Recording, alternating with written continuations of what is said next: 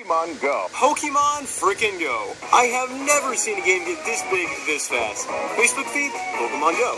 All my friends at work, Pokemon Go. Businessman that just sat next to me on the bus, actually he's playing Candy Crush. But the guy in front of me, he's playing Pokemon Go. Whenever I walk down the street, I can pick people out playing this game. And given how Pokemon hasn't been nearly as huge as it was in the late 90s, early 2000s, that's really weird to me. But cool. Smartphones have been a pretty interesting social experiment on society. Over the years, I've watched as people have gradually become less and less sociable with strangers. And hey, I'm not pointing fingers, because I'm guilty of the same thing. I mean, why make a conversation with creepy Charlie over here when you just look at your phone and pretend you're deaf? Is it right? Is it wrong? However you look at it, it's definitely something people should acknowledge. What's interesting about Pokemon Go is that it's a game built upon social interaction. Walking outside, going to designated gyms in a nearby town, it's as if a single game is trying to undo what our culture has devolved into in the last few years. And it's kind of working.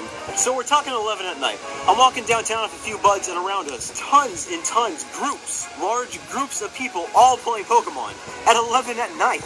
Because of the inherent progression in the internet and technology, the world has worked very largely on anonymity. And as I mentioned earlier, just being generally uninvolved with the people around them. But Go really makes you feel like you're a part of the community. Something I've never really felt like I've been a part of, or at least to this extent. Since the release of Go, people have just been going up to strangers and making friendly conversation. Something I thought we didn't even know how to do anymore. There were even these kids that walked up to us and started telling us about some squirrel that was a block away. I mean, these kids probably shouldn't have been out at 11. I mean, they're only 10. Hey kids, you want some candy? I got some in my van. Look, we're the kids of the next generation. We're not that dumb. I know where Charizard is.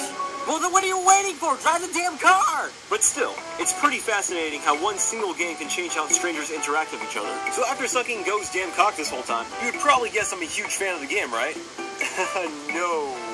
Pokemon Go is one of the most broken, messy, and unrealized games I have ever played. And given it probably froze for you while you're watching a single video alone, I'm sure I don't need to tell you that. Even the game's professor. Screw that! Is an early indicator of how disjointed the game feels.